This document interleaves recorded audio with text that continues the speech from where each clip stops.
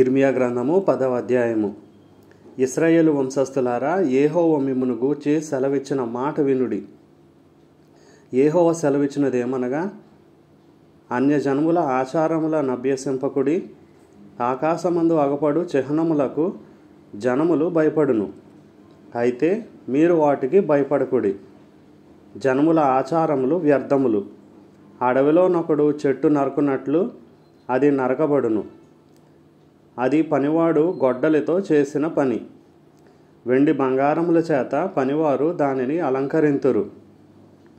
అది కదలక యుండునట్లు మేకులు పెట్టి సుత్తెలతో బిగగొట్టి దాన్ని నిలుపుదురు. అవి తాటి చెట్టు వలె తిన్నగా ఉన్నవి. అవి పలుకవు, నడువ నేరవు, గనుక వాటిని మోయవలసి వచ్చెను. వాటికి భయపడకుడి, అవి హాని చేయ నేరవు. మేలు చేయుట వాటి వలన కాదు. యెహోవా, నిన్ను పోలినవాడెవడునూ లేడు. నీవు మహత్యము గలవాడవు. నీ శౌర్యమును బట్టి నీ నామము ఘనమైనదాయెను. జనములకు రాజా, నీకు భయపడని వాడెవడు? జనముల జ్ఞానులందరిలోనూ వారి రాజ్యములన్నిటిలోనూ నీ వంటివాడెవడునూ లేడు. గనుక నరులు నీకు భయపడుట అనుగుణ్యము. జనులు కేవలము పశుప్రాయులు, అవివేకులు. బొమ్మల పూజ వలన వచ్చు జ్ఞానము వ్యర్థము. తర్షీషు నుండి రేకులుగా సాగగొట్టబడిన వెండియు, ఉపాజు నుండి బంగారమును తెత్తురు. అది పనివాని పనియే గదా. పోతపోయేవాడు దాన్ని చేసెను. నీలధూమ్ర వర్ణములు గల వస్త్రములు వాటికున్నవి. అవన్నీ నేర్పరులగు పనివారి పనియే. యెహోవాయే నిజమైన దేవుడు. ఆయనే జీవము గల దేవుడు. సదాకాలము ఆయనే రాజు. ఆయన ఉగ్రతకు భూమి కంపించును. జనములు ఆయన కోపమును సహింపలేవు.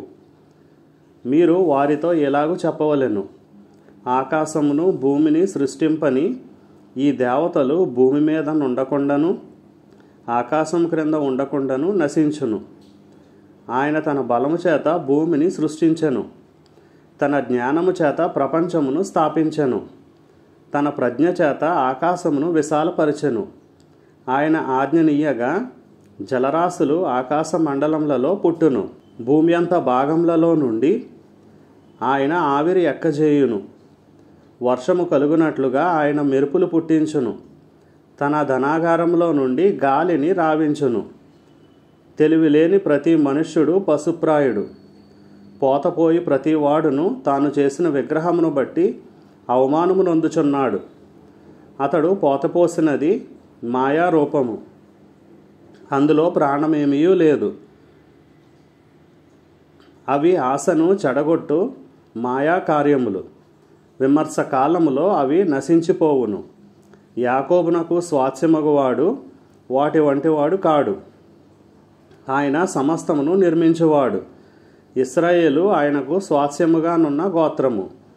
సైన్యములకు అధిపతియగు యెహోవా అని ఆయనకు పేరు. నివాసిని ముట్టడి వేయబడుచున్న దేశము విడిచి వెళ్ళుటకై నీ సామాగ్రిని కూర్చుకొనుము. యెహోవా ఈ మాట సెలవిచ్చుచున్నాడు, నేను ఈ వేళను ఈ దేశ నివాసులను విసిరివేయుచున్నాను. వారు పట్టబడవలనని వారిని ముట్టడి వేయించుచున్నాను. కటకట నేను గాయపడితిని, నా దెబ్బ నొప్పి పెట్టుచున్నది. అయితే ఈ దెబ్బ నాకు తగిలినదే అనుకొని నేను దాన్ని సహించుదును. నా గుడారము చినిగిపోయెను, నా త్రాళ్ళన్నీ తెగిపోయెను. నా పిల్లలు నా యొద్ద నుండి తొలగిపోయి ఉన్నారు, వారు లేకపోయిరి. ఇక మీదట నా గుడారమును వేయుటకైనను నా తెరల నెత్తుటకైనను ఎవడనూ లేడు.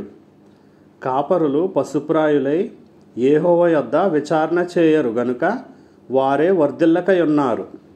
వారి మందలన్నీ చెదరిపోవుచున్నవి. ఆలకించుడి, ధ్వని పుట్టుచున్నది, దాని రాక ధ్వని వినబడుచున్నది.